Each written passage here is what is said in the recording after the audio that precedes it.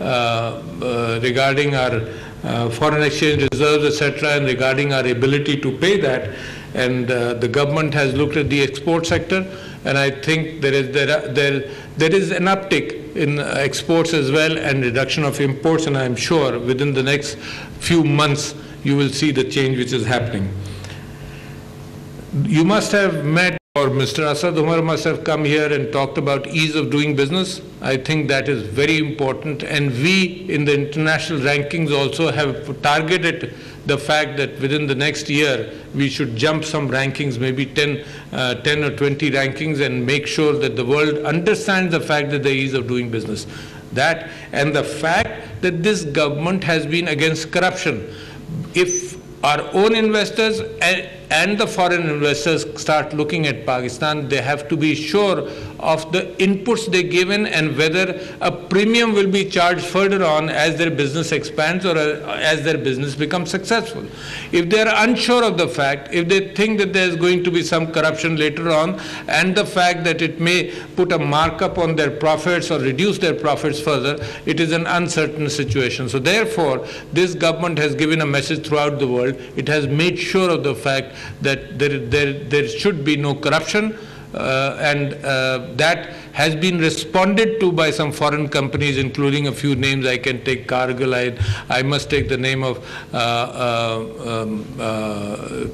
people who have come to Pakistan and who have realized the fact that the corruption will reduce, and therefore their confidence to be able to invest in Pakistan is increasing. I think that is one factor I needed to talk to you about. The other thing is, in the geopolitical region, Pakistan, the fact that the situation is changing in Afghanistan, we believe there will be peace in Afghanistan also, in our neighborhood. And I think the biggest burden coming into this region is the fact that Afghanistan in the peaceful times has to be rebuilt. That is an opportunity for a lot of businesses and for a lot of people to be able to do work in Afghanistan for rebuilding Afghanistan. And I am confident with the changing geopolitical scenarios, Afghanistan is heading towards peace, and they have gone through tremendous misery. And whenever I discuss Afghanistan, I must impart something which I feel is very important, that Pakistan was open to the refugees coming from Afghanistan. 3.5 million refugees when wars had started, not war, but wars had started in Afghanistan 30 years ago or even 40 years ago.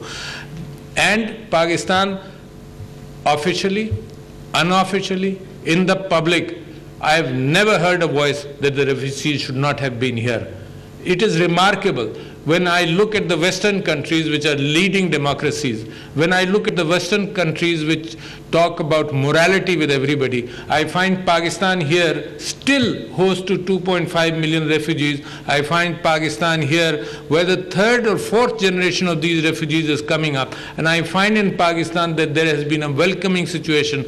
Nothing I read ever where the people say that the refugees have to be sent back or they don't have to be accepted. We do say that they should be going back when the things are normal, things are better for them to go. But imagine a small country, developing country, and imagine if you look at Europe, for example, and if you look at other areas where there is a debate going on that such and such country will not take more than 1,200 refugees, somebody says we will not take more than 800 refugees. Imagine the moral stance which Pakistan has taken, and it has sacrificed for it, but it has ensured that there is a morality and there is humanity. And we feel about it. Whether we can afford it or we can't afford it, we feel about it. I think that is part of the maturity of the Pakistan people. Therefore, when I say that Pakistan is on the road, not only on the road to peace, but in the road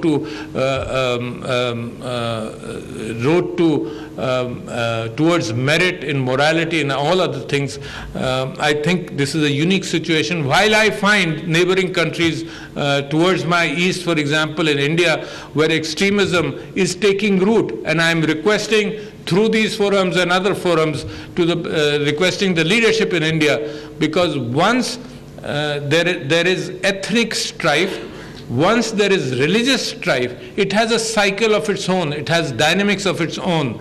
And I am a witness to situations when Pakistan was on that, traveling on that road, being from Karachi. I thought that this cycle, this natural cycle of logic on that issue would be 5 or 10 years. It is not 5 or 10 years. It takes 2-3 decades to come out of such ethnic strifes. Therefore, I believe for the geopolitical region as far as India and the subcontinent is concerned, I think the leadership across our borders should learn from what Pakistan has gone through and should ensure, because people are poor, if we talk about trade, peace, solution to the Kashmir issue, what will happen is there will be prosperity throughout the region. We are battling poverty, we are battling lack of education, we are battling health issues, which are very important as far as we are concerned, and therefore we believe it is important for the entire region.